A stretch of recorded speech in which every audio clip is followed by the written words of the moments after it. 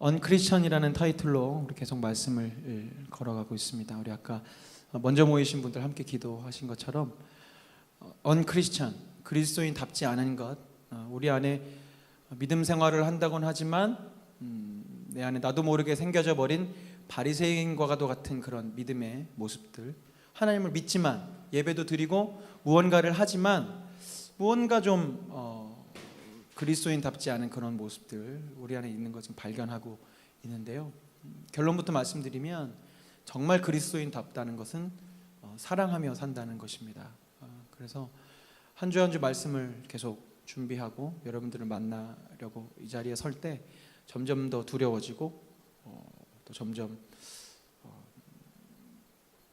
부담감이 더 많이 생기는 것 같아요. 왜냐하면 제가 좋은 설교자가 되고 또 좋은 신앙의 리더가 되기 위해서는 제가 말한 대로 살아야 되잖아요. 근데 점점 하나님이 제 마음에 주시는 말씀들이 너무 지키기 어려운 것들을 계속 주고 계십니다. 그러나 오늘 결론처럼 우리가 예수님의 종이라면, 내가 예수님께 속한 사람이라면 그 일들이 무겁다 할지라도 지켜가야 할 줄로 믿습니다. 그리고 그런 거룩한 부담감은 동일하게 여러분들의 것이기도 합니다. 아멘. 비단 설교자이기 때문에, 목사이기 때문에만 그래야 되는 것이 아니라 말씀드린 대로 모든 그리스도인들은 사실 예수님이 말씀하신 그 모습대로 살아가야 해요. 그래서 한 주 한 주 말씀이 거듭될수록 여러분들에게 더 많은 부담과 어려움과 질책이 다가오겠지만 이겨내시고 말씀의 자리를 지키시기를 바랍니다. 지난 2주간의 시간들을 잠깐 복습을 하자면 여러분들 안에 있는 그 거짓 믿음들을 잘 발견하고 있는지 좀 묻고 싶어요. 스스로에게 물어보세요. 내 안에 있는 거짓 믿음들을 발견하고 있습니까? 무엇이 거짓 믿음이냐? 첫 시간에 말씀드렸습니다. 다른 게 거짓 믿음이 아닙니다. 무엇이 거짓 믿음이냐면 사랑이 없는 믿음이 거짓 믿음입니다. 아무리 열심히 신앙생활하고 아무리 이렇게 나와서 찬양한다 할지라도 내 삶에 내 이웃을 향한, 다른 사람들을 향한 사랑이 없다면 그것은 다 가짜입니다. 단언하건대 제 아무리 무엇이라고 자기의 믿음을 논문으로 설명한다 할지라도 그 삶에 사랑이 없으면 그것은 가짜 믿음입니다. 그리고 다시 묻습니다. 그렇다면 여러분들은 여러분들 안에 있는 그 거짓 믿음을 걷어낼 준비가 되어 계십니까? 아멘. 준비되어 있어야 돼요. 그냥 설교 들으려고 설교 듣는 것, 나중에 우리가 8주간의 시리즈 중에 하나 있습니다. 진리 없는 열심, 진리 없는 종교생활 우리 하기 쉬워요. 설교 들으면 무언가 내가 신앙생활을 한 것 같고 내 영이 뭔가 이렇게 클리닝이 된 것 같은 그런 느낌 아닙니다. 여러분, 말씀은 내가 준비하고 각오하고 기대해야 돼요. 우리 아까 찬양했죠? 두 손 들고 찬양합니다. 내 안에 예수님을 왕 되시게 하는 것은요, 다른 어느 누구도 못해요. 심지어 하나님도 못하십니다.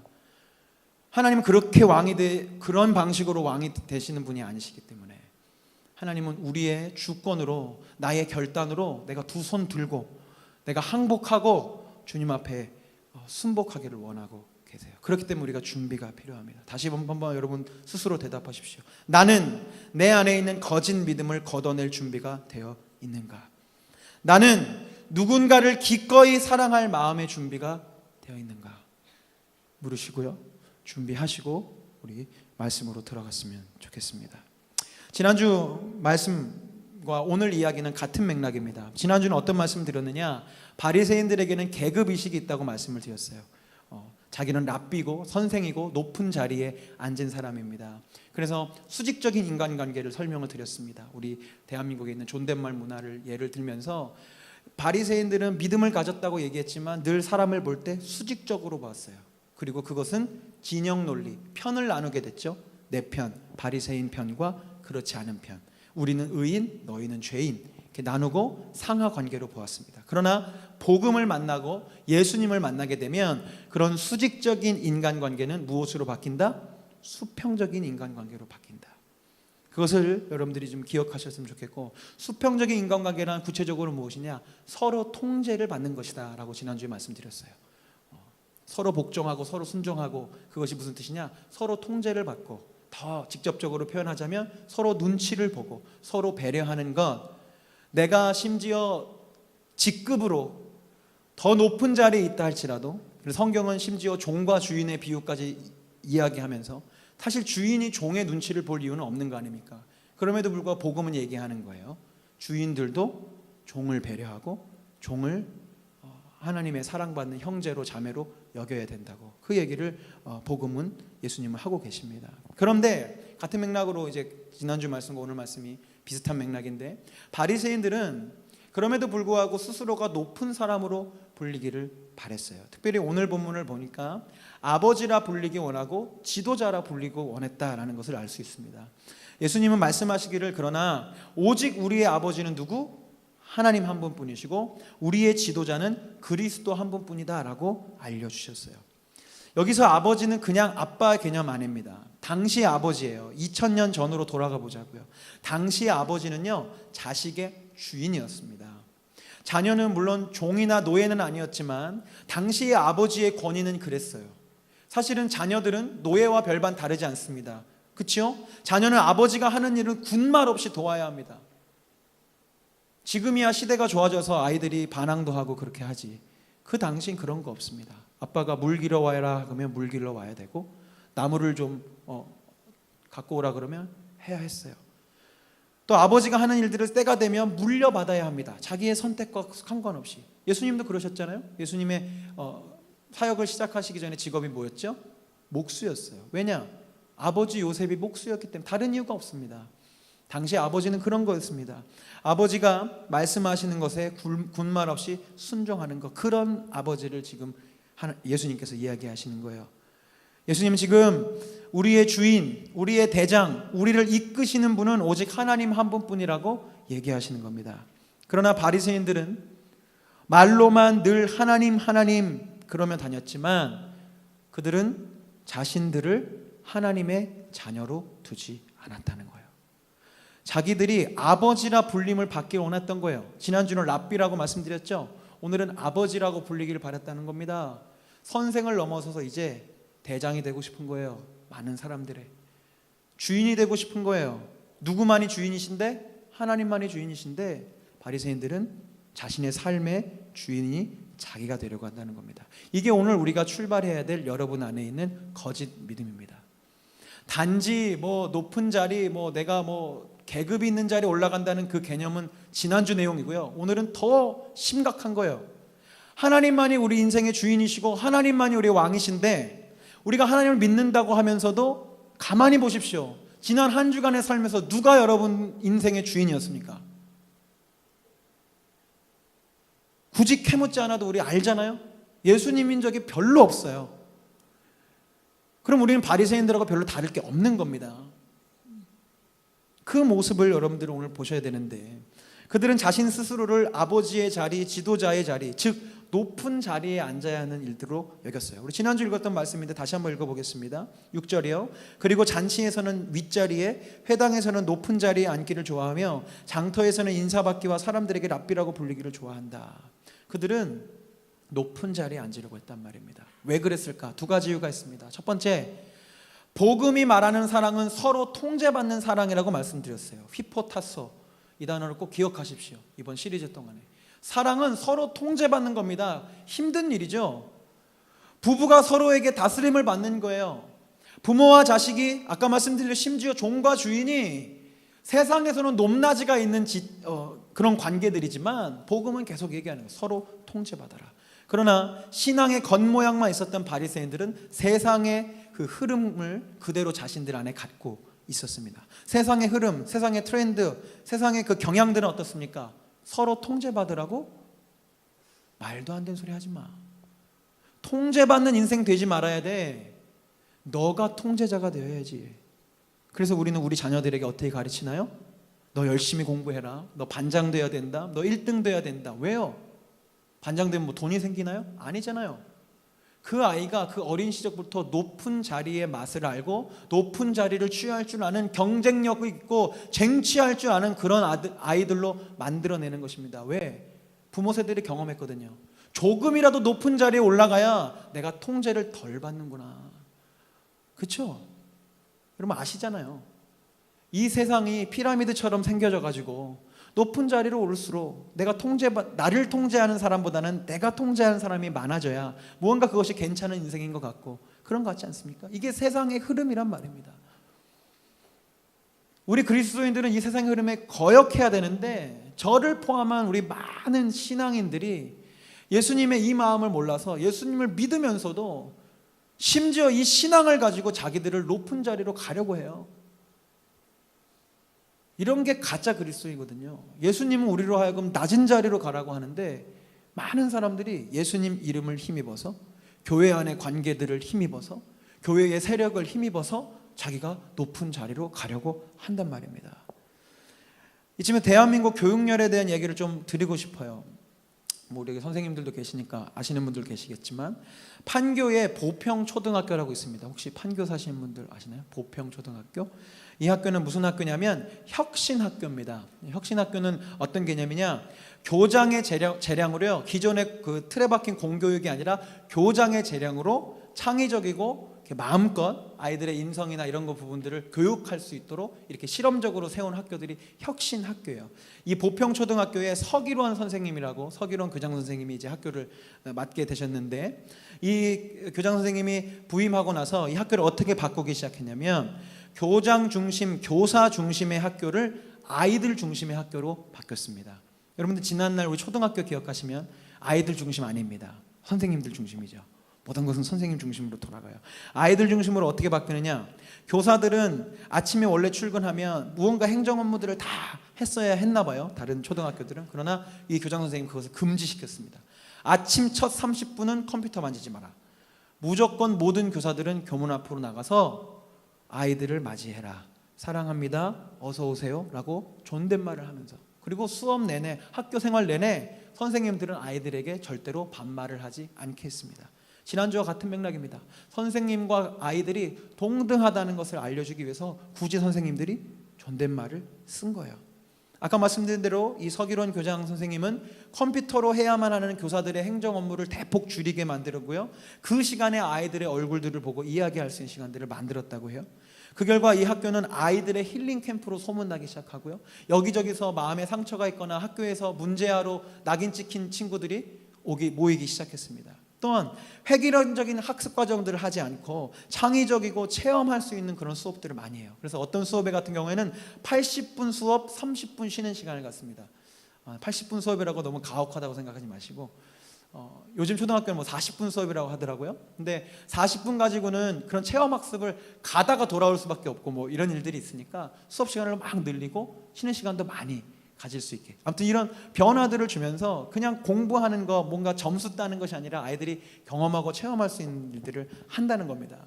이런 저러한 소문들 때문에 이 학교에 이제 사람들이 전학시키기 위해서 심지어 강남에서 판교로 다 이사를 온다는 거예요. 그래서 그 학교의 비율이 보평초등학교의 80%가 전학생이라 그래요. 소문을 듣고 다 전학을 온 거죠. 그런데 지금 제가 여러분들에게 이야기하고 싶은 대한민국의 교육열은 전학시키는 그 열정을 말씀드리고자 하는 게 아닙니다.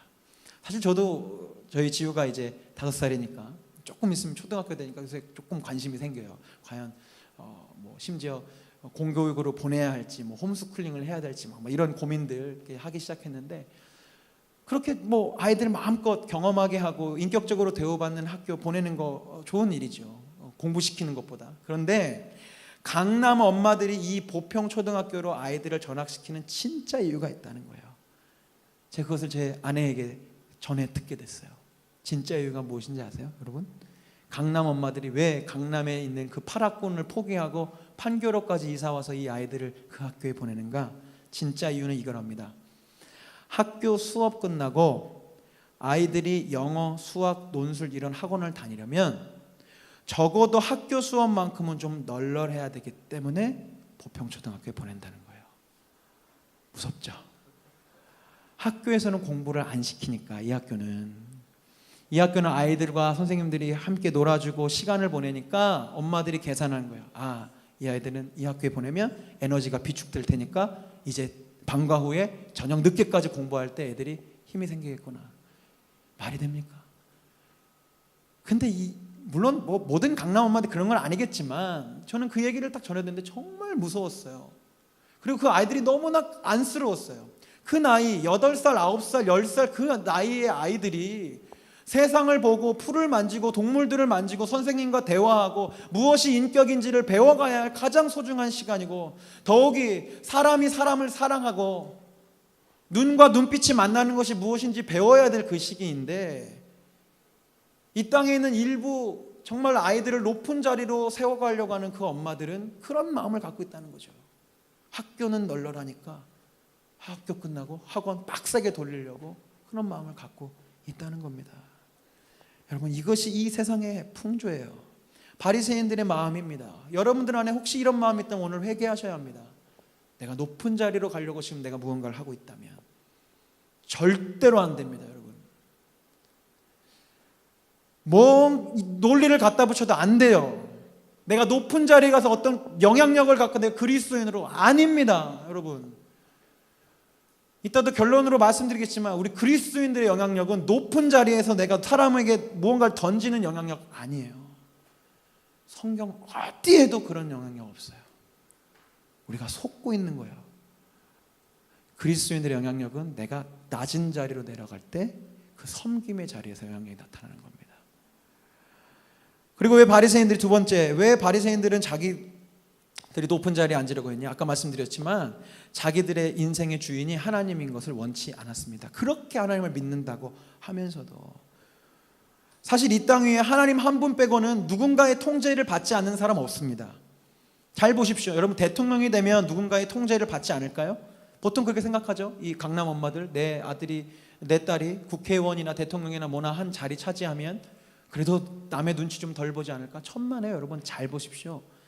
대통령은요, 우리 여기 모이는 어느 누구보다 많은 눈치를 보면서 삽니다. 통제를 받으면서 삽니다. 왠지 아세요? 대통령은 자기 혼자 될 수가 없습니다. 대통령은 혼자 착하고 혼자 좋은 생각을 갖고 있다고 될 수가 없어요. 이 나라의 구조가. 대통령이 되기 위해서는 그 대통령이 대통령 될 수 있도록 힘을 실어주고 지지해준 사람들이 있어야 합니다. 돈도 대줘야 되고요, 힘도 실어줘야 돼요. 그러니 그 사람이 당선이 되면 자기에게 힘써주고 돈을 후원해주고 그런 사람들 눈치 봐야 돼요, 안 봐야 돼요? 봐야 돼요. 볼 수밖에 없어요. 반대로 보지 않으면 어떻게 돼요? 독불장군처럼 내가 나 뽑힐 때 너 후원해줬지만 난 이제 내 마음대로 할 거야. 그 기업 나 지원 안 해줄 거야. 멋지죠? 이런 대통령이 좀 나왔으면 좋겠는데, 이런 대통령이 왜 못 나오냐면, 그러면 어떤 눈치를 봐야 돼요? 이제 각종 협박과 암살과 비난, 그런 것을 신경 쓰면서 살아야 됩니다. 이 세상에 어느 누구도 누군가의 통제를 받지 않고 사는 사람 없어요. 오직 하나님만이 누군가의 통제를 받지 않으시는 분이십니다. 그럼에도 불구하고 바리새인들은 자기들은 통제받지 않고 자기들이 갖고 있는 그 율법으로 누군가를 통제하는 삶을 살고 싶어 했다는 거죠. 그러나 여러분, 그리스도인은 예수를 주로 고백하는 사람들입니다. 아멘. 오늘의 핵심입니다. 지금부터 잘 들으십시오. 사도행전 2장 36절 말씀 여러분들 한번 크게 읽어주시기 바랍니다. 시작.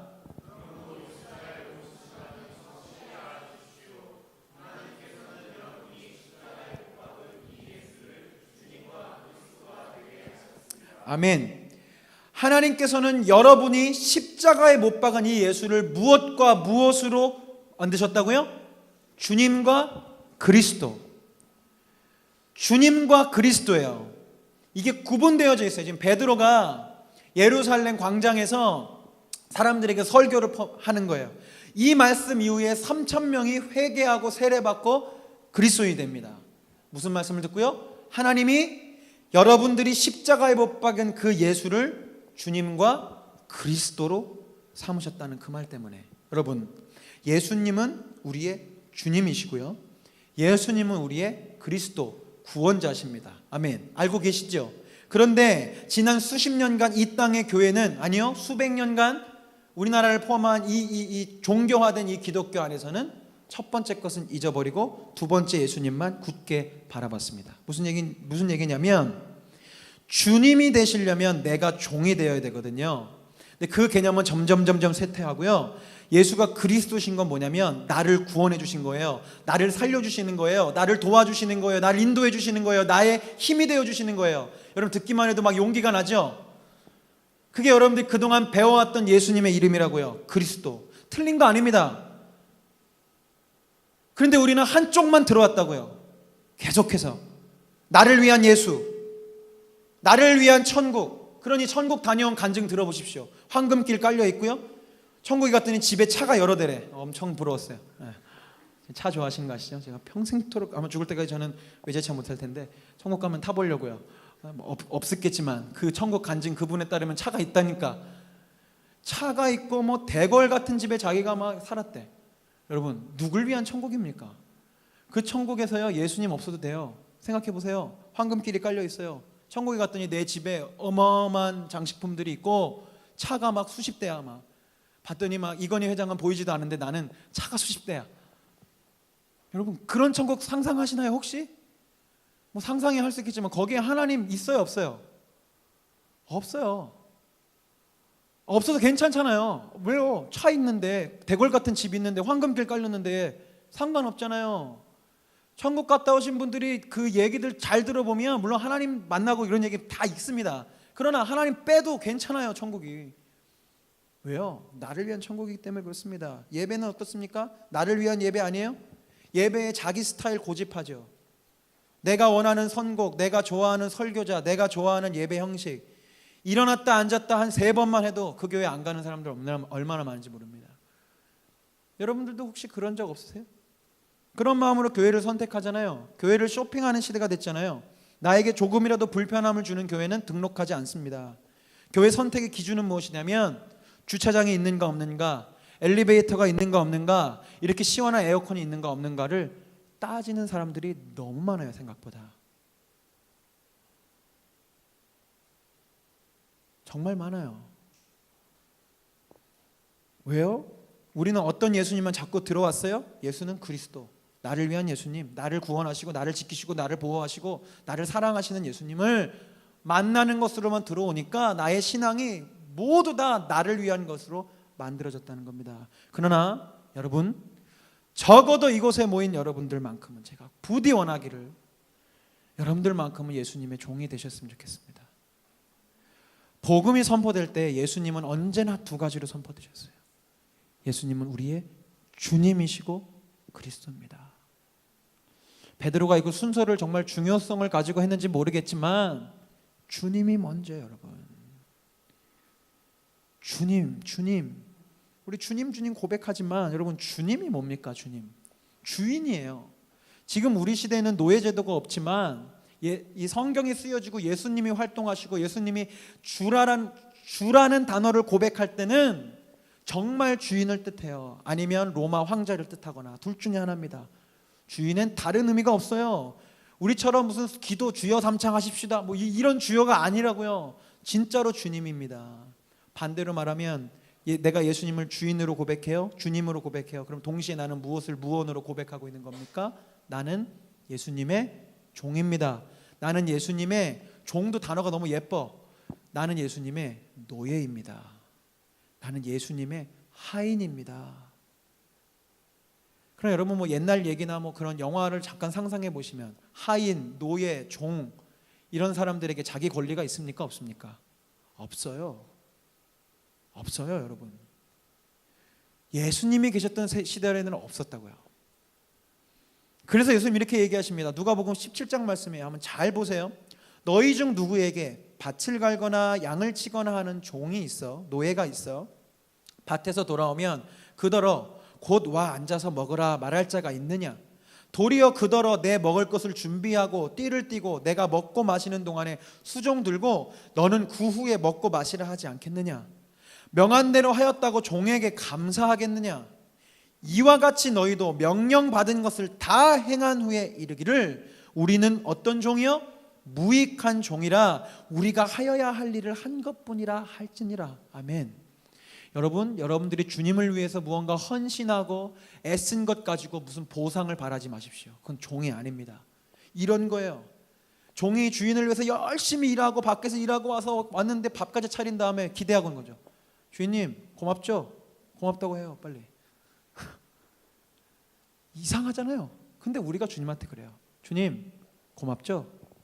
내가 주님을 위해서 이렇게 열심히 해요. 내가 이렇게 기도도 하고요, 이렇게 봉사도 하고요, 내가 청년부에서 이런 일들도 해요. 하나님 그래 나한테 축복 주셔야죠. 이렇게 뻔뻔하게 얘기하지 않아도 내 마음속에 그런 게 있죠.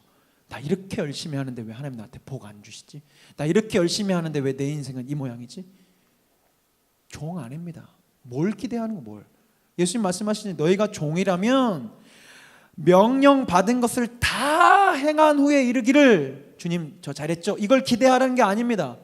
그때도 난 이렇게 얘기해야 된다는 거예요. 내가 진짜 종이라면 주님 나는 무익한 종입니다. 내가 그저 해야 할 일을 했을 뿐입니다.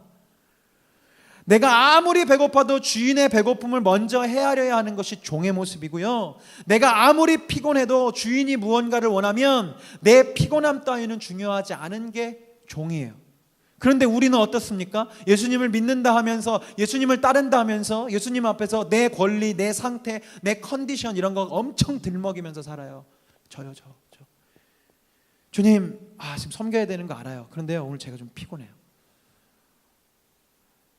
아버지 제가 양보해야 되는 거 알거든요. 그런데 제가 이거까지 양보했다가는요 제 권리 다 날아가고요. 저 우스워지고요. 저 못해요. 이건 못 참아요. 이거 참으면 큰일 납니다. 라고 하는 것들 얼마나 많아요. 제가 예전에 만청 사역할 때는 워낙 많으니까 회개하는 고백이지 워낙 많으니까 빠진 사람들의 이유를 하나하나 제가 생각하지 않습니다. 그때 리더인 친구들이 있었는데 이렇게 셀 보고서에서 누가 이렇게 못 왔다 그러면 그냥 알고만 있지 그것 때문에 막 이렇게 고민하진 않는데 제가 지금 작은 교회로 사역하러 갔잖아요. 한 명 한 명 빠지는 게 눈에 다 보이고 마음에 다 걸려요. 그래서 연락해 보면 청년들의 경우 많은 경우 깜짝 놀랐습니다. 그냥 늦잠을 잤기 때문에 피곤해서 안 나왔다고 서슴없이 이야기를 하는 거예요. 마음이 무너졌습니다. 차라리 거짓말이라도 좀 피곤해서 예배를 안 나와. 우리 그런 거 얼마나 많아요? 내가 무언가 하나님을 위해서 하려고 하는데 내가 피곤해, 내가 졸려, 내가 숙제가 많아, 내가 내일 시험이야, 내가 뭐가 할 게 있어, 중요한 만남이 있어, 즐거운 시간들이 있어. 그러면 여러분들 그게 하나님이 여러분을 맡기신 일보다 우선된 적이 몇 번이나 있어요. 대부분. 우리 예배도 둘러보십시오. 늘 그래요. 처음 시리즈가 시작되면 점점 인원이 줄어갑니다. 왜요? 처음에 그 결단을 지켜내지 못하는 거예요. 조금 피곤하면. 물론 뭐 예배가 의무나 율법은 아닙니다만 내 마음이 그렇게 하나님을 만나는 자리, 하나님의 음성을 듣는 자리를 피곤함이나 여러 가지 많은 이유들로 포기해버리고 만다고요. 여러분 이것은요 종이 아니고 아까 말씀드린 대로 예수님을 어떻게 여기는 거예요? 우습게 여기는 거예요. 이런 가짜 종들, 가짜 신앙인들, 예수를 그리스도로만 고백하려는 이들을 주님께서 토해 보실 것입니다. 제가 말씀을 준비하면서 책 한 권을 보면서 준비하는데 참 하나님 감사해요. 여러분들에게 주실 말씀을 주시려고 제가 그 부분을 마침 읽게 하셨어요. 제자입니까? 라는 유명한 책이 있습니다. 후안 카를로스 오르티즈라고 아르헨티나 목사님이 크게 목회를 하시다가 목사님이 정말 하나님의 음성을 깨닫고 교인들을 많이 만드는 것이 중요한 것이 아니라 한 사람 한 사람을 제자로 예수님의 종으로 만들어야 되는구나 하고 사역을 완전히 바꾸신 뒤에 그렇게 사역하신 뒤에 쓰신 책이 제자입니까? 라는 책이거든요. 그 책 중에 일부분 잘 들으세요. 비유입니다. 잘 들으셔야 됩니다. 우리는 무엇을 토하여 냅니까? 여러분 뭘 토해내요? 소화가 되지 않은 것들을 토해내죠. 소화가 된 것은 다시 올라오지 않습니다. 토해진 사람들은 주 예수 그리스도에 의해 소화되지 않은 사람들입니다. 소화란 사가 없어지는 것입니다. 그리스도인이 되기로 한 당신은 끝장났습니다. 당신의 생애는 끝났습니다. 당신은 이제 예수로 변형되는 것입니다. 아르헨티나에는 양질의 고기가 많습니다. 한번 상상해 봅시다. 내 위에 고기가 들어와서 소화액이 이 고기를 용해시키려고 합니다. 소화액이 말합니다. 좋은 밤이야, 잘 지내지? 고기가 대꾸합니다. 아주 좋아. 그런데 무슨 일이지? 소화액이 얘기해요. 자네를 용해시키려고, 자네를 오르티지의 몸의 한 부분으로 변형시키려고 그러네. 고기가 대답합니다. 안 돼. 그건 싫어. 그가 나를 먹은 것만으로 충분하지 않아? 그에게 내가 씹혔어. 내가 그의 안에 들어온 것만으로 충분하지 않냐고. 거기서 용해돼서 사라지라고? 안 돼. 안 돼. 위에 들어와 있지만 난 그냥 고기로 남고 싶어. 내 개성을 잃고 싶지 않아. 제발 그것만은 고기로만 남게 해줘. 소화하게 얘기하죠. 안 돼. 너는 용해되어서 사가져서 후안 카를로스 오르티즈가 되어야 해. 고기가 얘기합니다. 싫어. 정말 싫어. 난 고기로 남을 테야. 이 싸움에서 고기가 이기면 소와에게 고기를 용해하지 못하고요, 위에 그대로 고기가 남아있겠죠. 그럼 어떻게 됩니까? 이 오르티즈 목사님은 그 고기를 토해낼 수밖에 없습니다. 소화돼서 몸으로 흡수되지 않았기 때문에 내 몸은 자연스레 그것을 토해낸다고요. 그러나 소화액이 이긴다면 고기는 어느덧 그 모습은 다 사라지고 자기 개성도 자기 느낌도 다 없어지겠지만 이제 그 고기는 무엇이 돼요? 후안 카를로스 오르티즈 목사님의 몸이 되는 겁니다. 저는 이 부분을 읽으면서 너무너무나 적절한 비유라고 생각했어요. 여러분, 예수님을 그리스도로 믿는 것 잘하셨습니다. 세상 많은 사람들 아직도 그것 하지 못해서 지금도 죄악 가운데 그것이 죄인지도 모르고 그것이 자신의 인생을 망가뜨리는지도 모르고 다 살고 있잖아요. 여러분들은 예수님을 그리스도로 만나신 분들이죠. 그것은 무엇이냐? 여러분들이 예수님의 위 안으로, 배 안으로 들어오신 겁니다. 잘하셨습니다. 그런데 많은 그리스도인들이라고 불리는 사람들이 여기서 멈춘다는 거예요. 그리고 이것이 잘한 것이라 생각한다는 거예요. 예수님 보세요. 저 고기들은 예수님 몸에 들어오지도 않았잖아요. 난 들어왔어요. 나는 씹혀서 들어왔다고요. 대단하지 않아요? 나 희생했어요. 근데 예수님 여러분에게 요구하시는 거예요. 나를 주님으로 모셔라. 그 의미인즉슨 예수님의 그 성령님의 소화액이 나를 녹이시고 나를 없애시고 나의 자아를 죽이셔서 이제 내가 무엇이 되는 거예요? 예수님의 몸의 일부가 되고 작은 예수가 되어지는 것이, 그게 예수님을 믿는 거라는 말입니다. 아멘. 여러분 녹아지시겠습니까? 아멘이 없네. 여러분, 우리가 녹아지지 않으려고 하는 거 많아요. 말씀드렸죠. 저는 뭐 그렇게 잘해서 설교하고 있나요? 아니요. 아직도 주님 안에 시퍼렇게 살아있는 저를 이번 한 주간 말씀 준비하면 너무 많이 보게 돼서 이 자리에 서기가 너무너무 부끄러웠어요. 그러나 여러분, 우리 결단해야 합니다. 내가 주님 안에서 녹아지지 않으면 주님이 나를 토해내 버리실 수 있다는 것을 잊지 말아야 돼요.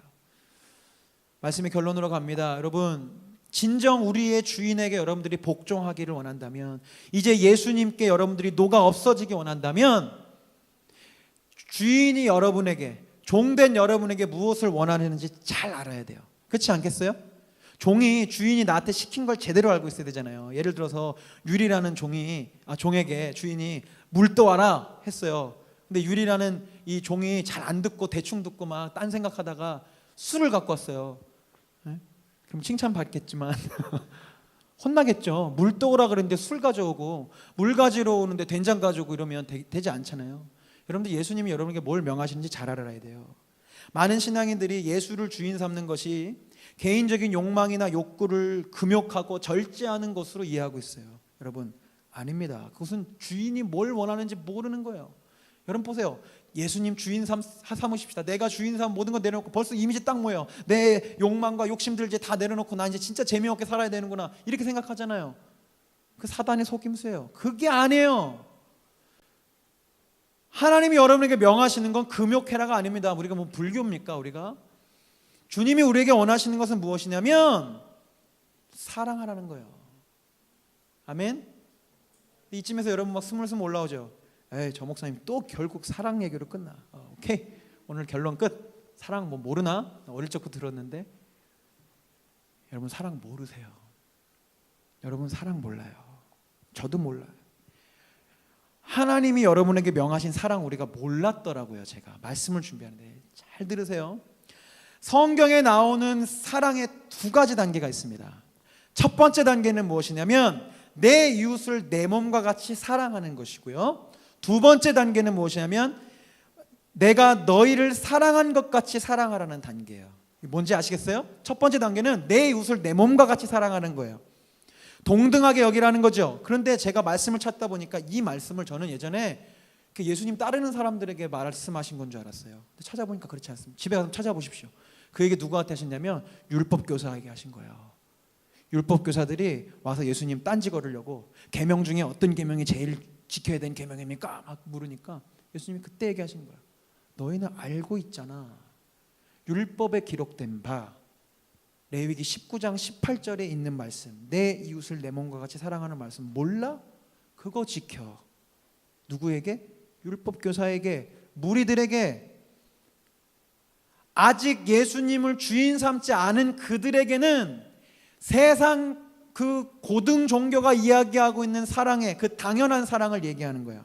내 이웃을 내 몸과 같이 사랑하라. 사실 이게 우리가 뭐 성경처럼 우리 달달달 외우고 다니지만 이거 세상에 다 있더라고요.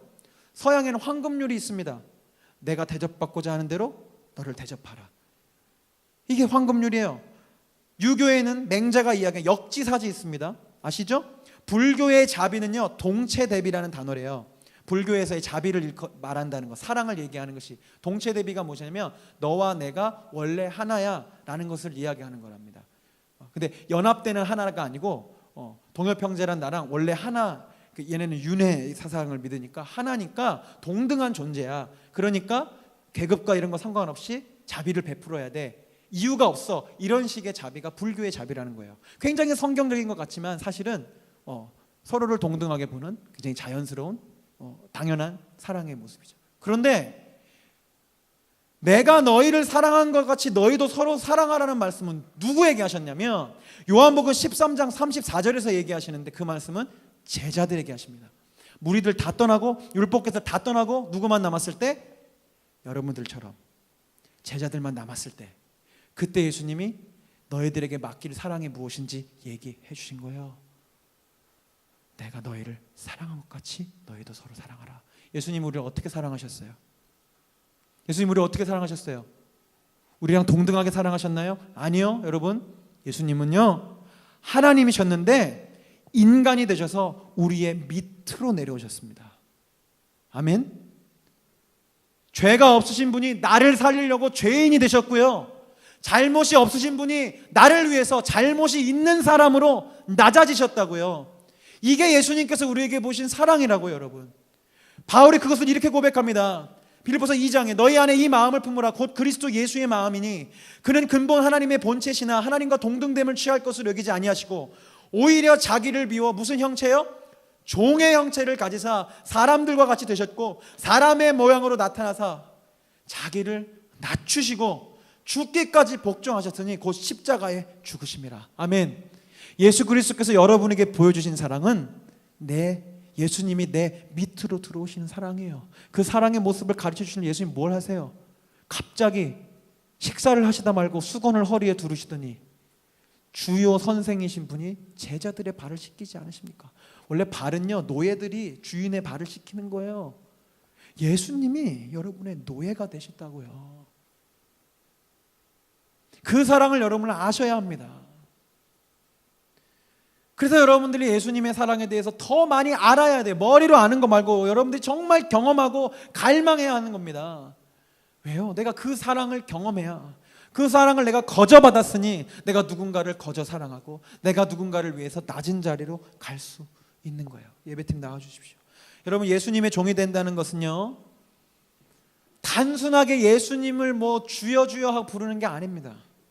이 논리 구조를 잘 보십시오. 예수님이 종이 된다는 건 예수님이 시키는 대로 한다는 것이에요. 맞죠? 예수님 우리한테 뭘 시키세요? 내가 너희를 사랑한 것 같이 너희가 사랑하라. 단어를 바꿔볼게요. 내가 너희를 위해 낮아진 것 같이 너희도 다른 사람을 위해 낮아져라. 그래서 오늘 읽었던 그 본문을 말씀하시는 거예요. 너희 가운데서 으뜸 가는 사람은 너희를 섬기는 사람이 되어야 하고 자기를 높이는 사람은 낮아지고 자기를 낮추는 사람은 높아질 것이다. 여러분, 낮은 자리, 누군가의 아랫사람이 되어 섬기겠다는 그 마음을 잃지 않는 것이 진짜 그리스도입니다. 여러분, 진짜 믿음을 가지세요. 말씀 뭐 여러 가지 복잡한 거 다 지워버리시고요, 오늘 결단하세요. 지난주에 여러분들이 사랑하겠다고 고백한 그 사람 내가 동등하게 보는 거 아니고요, 진짜 자존심 상하지만 진짜 피곤하고 지치는 일이지만 이제 내가 그 사람의 종이 되겠다는 것이 믿음이라는 겁니다. 그게 예수님의 종이 되는 거라고요. 가짜 신앙 고백 뭐냐면, 난 예수님의 종이 될게요, 나 예수님 제자 될게요, 제자 훈련 가요, DTS 가요, 막 하와이 코나 갔다 와요. 근데 어느 누구에게도 내가 종이 되려고 하지 않아. 야, 내가 나이가 있는데 네 밑으로 왜 들어가냐? 야, 내가 배운 게 있는데, 그래도 내가 너보다 똑똑한데 내가 널 좀 도와줄게, 가르쳐 줄게. 주님, 이게 사랑 맞죠? 천만에.